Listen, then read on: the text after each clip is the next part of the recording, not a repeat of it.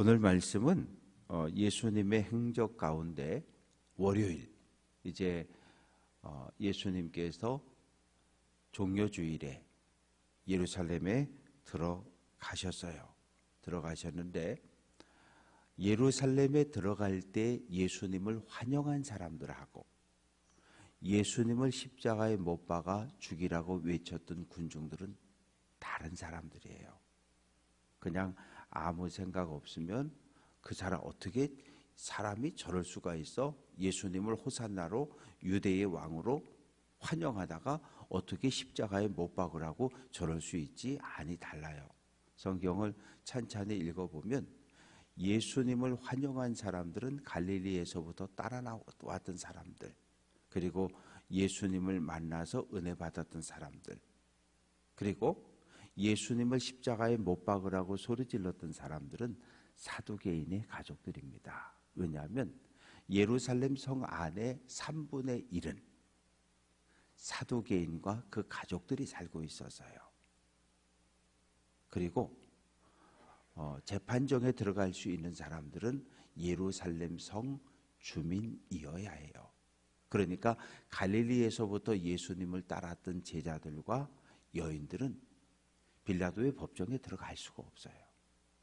거기 들어가서 어제 영화에 보면 대제사장과 이 흉패를 단 사람이 대제사장이고, 그리고 그 주변에 있는 사람들은 대제사장, 제사장, 사두개인. 이 제사장과 사두개인, 제사장은 전원 사두개인입니다. 그러니까 예루살렘 성읍의 3분의 1인 그 사두개인들이 예수에 대한 반감을 가지고 예수를 십자가에 죽이라고 빌라도의 법정에서 소리치고 있는 거예요. 그래서 예수님께서 이제 종려주일에 예루살렘 성에 들어가셨다가 나오셨어요. 어디서 주무셨냐 하면 베다니에서 주무셨습니다. 베다니까지, 예루살렘 성에서 베다니까지 한 2에서 2.5km, 안식일에 오갈 수 있는 거리입니다. 그래서 어디서 주무셨을까? 여러 가지 이야기들은 있는데, 마리아와 마르다, 그리고 나사로의 집이 베다니에 있었고, 또 예수님을 만나서 나병, 한센병에서 병고침을 받은 시몬이라고 하는 사람도 베다니에 있었고, 그래서 베다니에서 머무시고 나오시는데 배가 고프셨어요. 12절 말씀 보면 베다니에서 나왔을 때 예수께서 시장하신지라. 예수님이 사람 몸을 입고 오셨기 때문에 음식을 먹지 못하면 배가 고프셨어요. 그러니까 예수님은 완전한 인간의 몸을 가지고 오셨던 분이죠. 그래서 요새 우리가 베드로 후서를 새벽에 말씀을 읽었지만, 베드로 전서 후서 그 성경이 기록되어질 때 가장 큰 문제는 영지주의, 이단들이죠. 이원론, 육체는 악하고 영혼은 선하다. 영혼이 예수 믿고 구원받았으니까 육체는 그냥 막 살아도 돼. 술 먹고 담배 피고 온갖 못된 짓 하고 아무 문제가 없다. 이런 주장을 했거든요. 예수의 성육신을 부인했던 이단들, 그들이 교회에 들어와서 교회를 혼란케 하고 있었는데, 예수님은 완전한 육체를 가지고 이 땅에 오셨기 때문에 배가 고프셨어요. 그리고 모든 고통과 괴로움을 다 똑같이 느끼셨던 분입니다.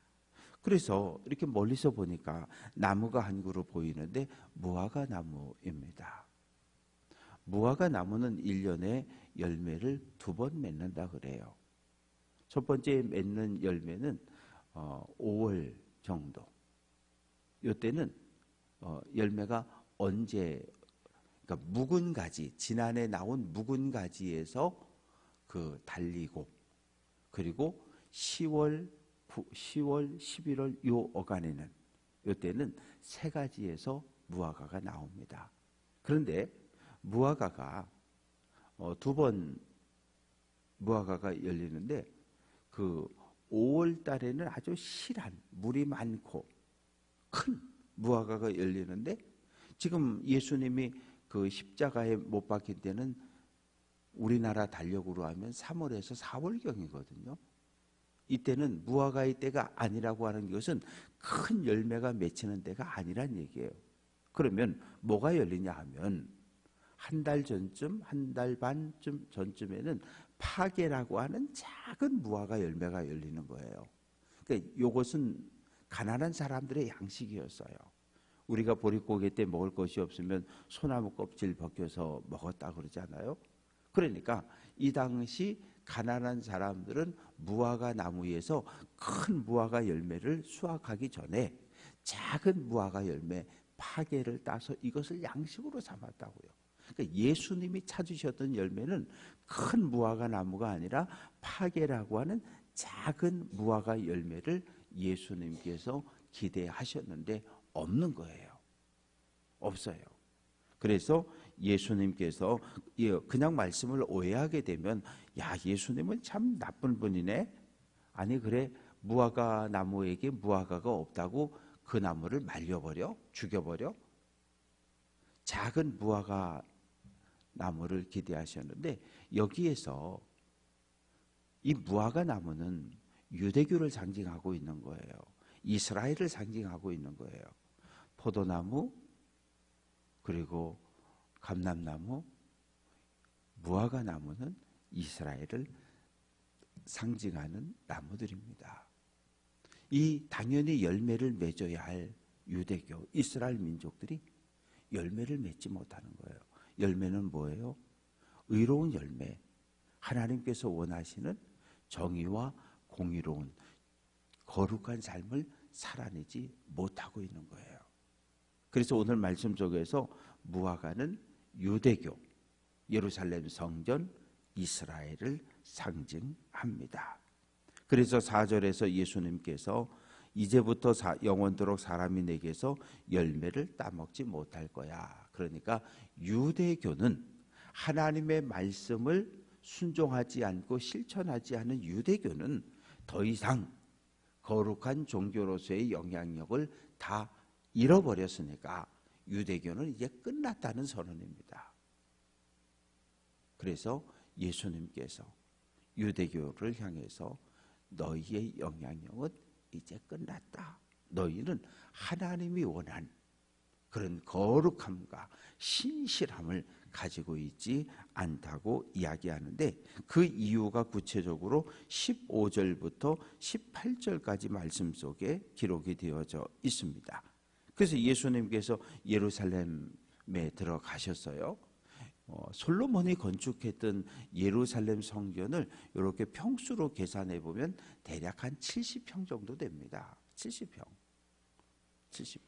보통 우리들이 이렇게 사는 아파트가 보통 한 34평, 32평 어간이라고 생각하면 70평이라고 하는 평수는 금방 머리로 계산이 되어지잖아요.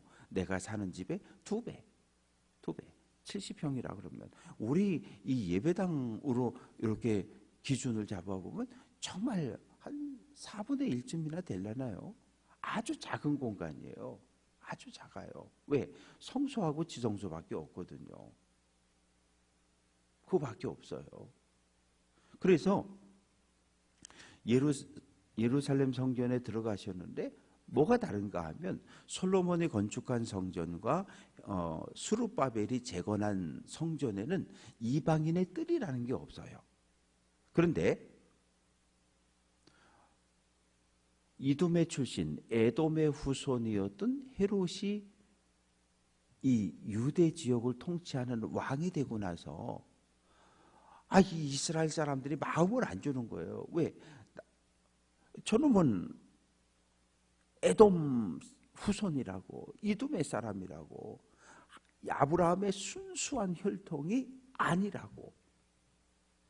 어떻게 저런 놈이 하나님의 거룩한 백성인 우리를, 이스라엘 백성을 통치할 수 있어? 마음을 확 닫아버린 거예요. 그래서 유대인들의 환심을 사기 위해서 뭘 해주면 이 백성들이 나에게 마음을 열어줄까? 그렇지, 예루살렘 성전이지. 성전을 크게 확장하는 거예요. 화려하게 확장하는 거예요. 그러면 건축 자재를 갖다 쌓아야지, 온갖 인부들이 와서 일을 해야지. 넓은 공터가 필요하잖아요. 그 넓은 공터에서 80년 동안 정확하게 말하면 주전 20년부터 시작해가지고 주 63년까지 83년 동안 예루살렘 성전 리모델링 공사가 진행이 되어지는 거예요. 공사가 끝났습니다. 이 헤롯 대왕이 그 외관 공사를 끝내고 이제 이렇게 보니까 그 건축자재 쌓아놨던 이 넓은 뜰이 그냥 생겼잖아요. 이 넓은 뜰이 이방인의 뜰이 돼버린 거예요. 이방인 사람들이 유대교로 개종해서 예루살렘 성전에 오면 들어올 수 있는 곳은 이방인의 뜰밖에 없어요. 그곳에서 하나님을 예배하고 하나님께 영광을 돌리는, 기도할 수 있는 유일한 공간인데, 대제사장 가야바 때에 원래 그 감람산 정상에 동물농장이 있었어요. 소도 팔고 염소도 팔고 양도 팔고 비둘기도 파는. 왜?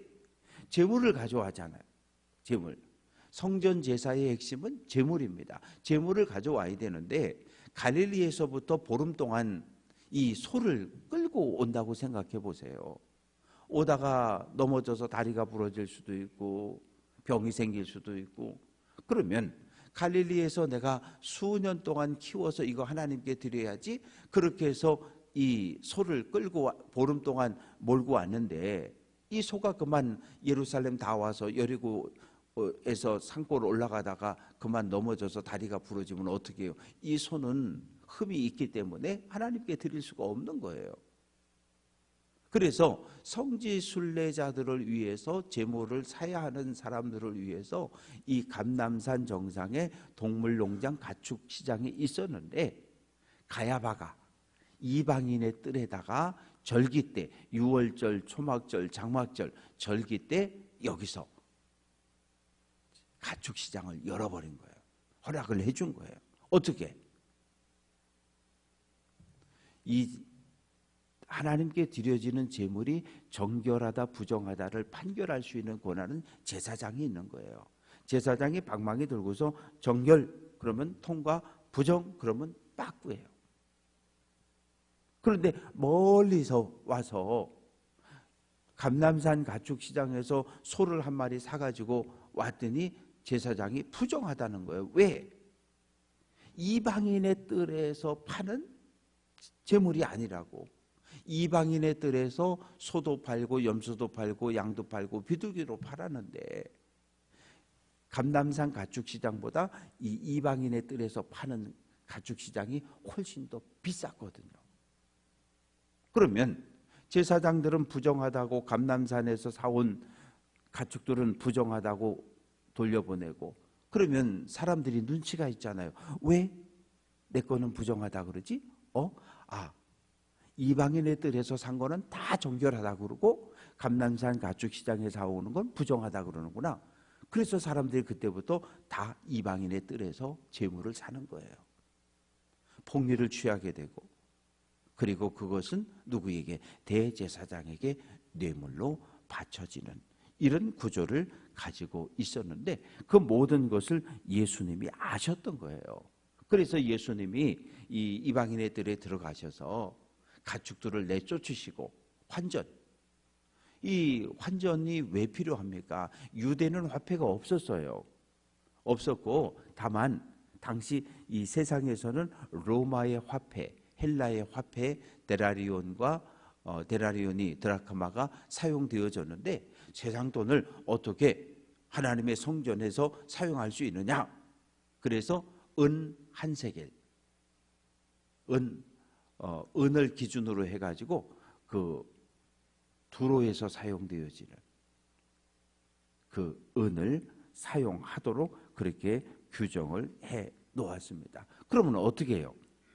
이 가지고 들어와야 되잖아요. 데나리온과 드라크마를 가지고 와서 이방인의 뜰에서 환전을 하는 거예요. 세겔로. 세겔로 환전을 할 때 또 적게는 2.5에서 많게는 4%까지 환전 수수료를 뗐단 말이에요.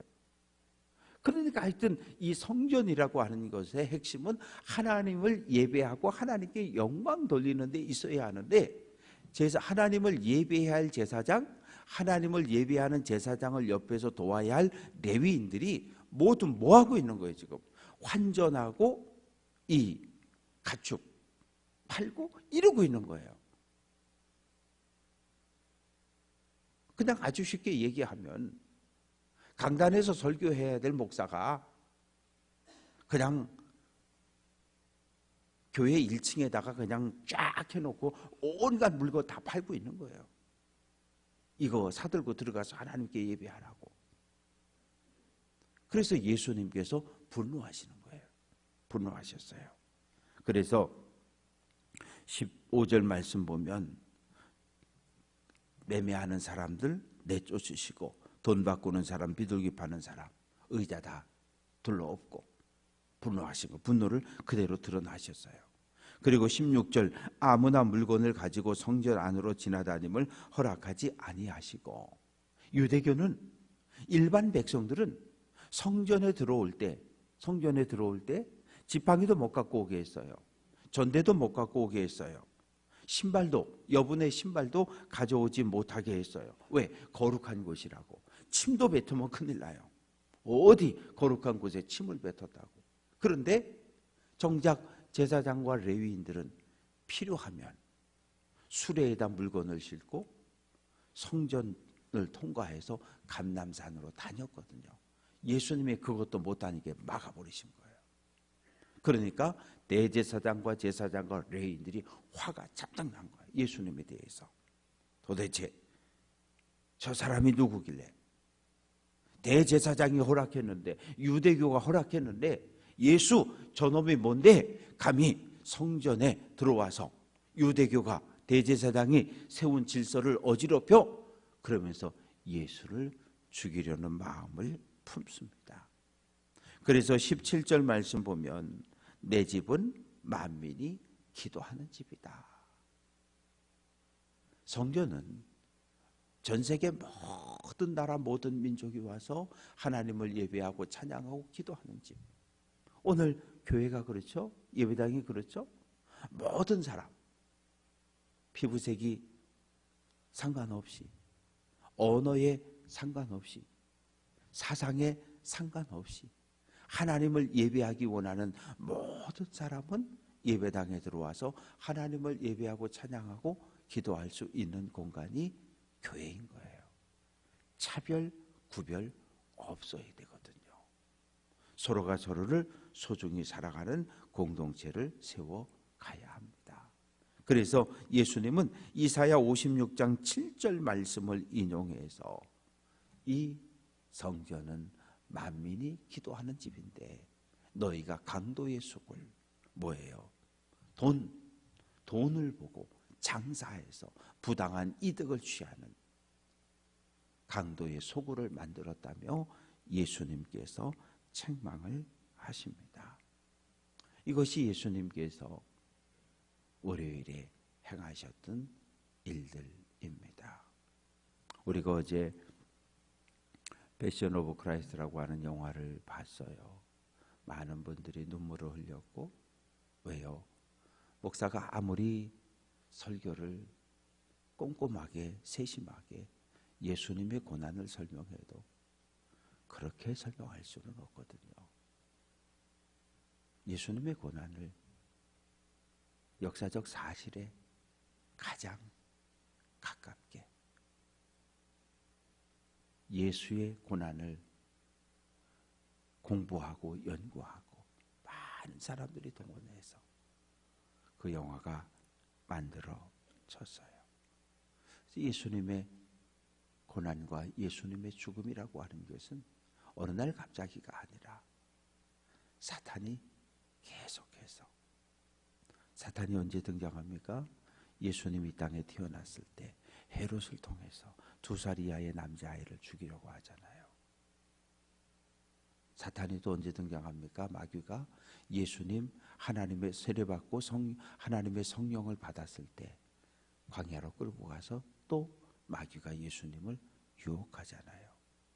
마귀가 또 언제 등장합니까? 가룟 유다의 생각 속에 예수를 팔려는, 배반하려는 그 생각을 품어주었고, 그래서 마귀는 예수를 십자가에 못 박아요. 예수의 탄생부터 죽음까지 마귀는 계속해서 예수님을 십자가로 몰아갑니다. 예수님의 십자가로 끝이었다면 우리에겐 소망이 없어요. 그런데 부활, 예수의 부활 때문에 마귀는 절망하고 사탄은 패하고 하나님이 승리하셨습니다. 그래서 우리는 예수의 고난, 예수님이 겪은 그 고난을 우리도 오늘 지고 가는 사람들, 예수님의 십자가의 고난을 묵상하면, 기억하면 오늘 우리가 겪는 고난을 우리는 인내할 수 있고 승리할 수 있습니다. 그래서 이번 한 주간 고난 주간 예수님의 고난을 생각하며 특별 새벽 기도회를 모이는데, 오늘 여러분들에게 몇 가지 기도의 제목을 주고 함께 기도하려고 합니다. 그래서 오늘은 주님의 몸된 교회를 위해서 기도할 거예요. 그래서 하나님, 우리 교회가 하나님의 영광이 나타나는 교회, 하나님의 손에 꼭 붙들린 교회가 되어서 하나님의 영광만을 나타나게 해달라고. 이 강단에서는 진리의 말씀만 선포되는 교회가 되게 해달라고.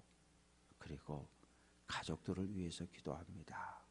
내 사랑하는 가족들, 혹 아직 예수 믿지 않은 가족들이 있으면 예수 믿고 구원받게 해달라고 기도하시고, 몸이 아픈 가족들, 결혼을 해야 되는 자녀들, 태가 열려져야 하는 자녀들을 위해서 기도했으면 좋겠습니다. 그래서 오늘 이 새벽에 여러분의 눈에 떨어지는 눈물 한 방울이 하나님 앞에 있는 눈물병에 또 떨어져 쌓일 수 있도록, 그래서 우리의 눈물의 기도가 눈물병을 채우고 넘칠 수 있도록 우리 시간에 주여 3번 부르고 함께 통성으로 기도합니다.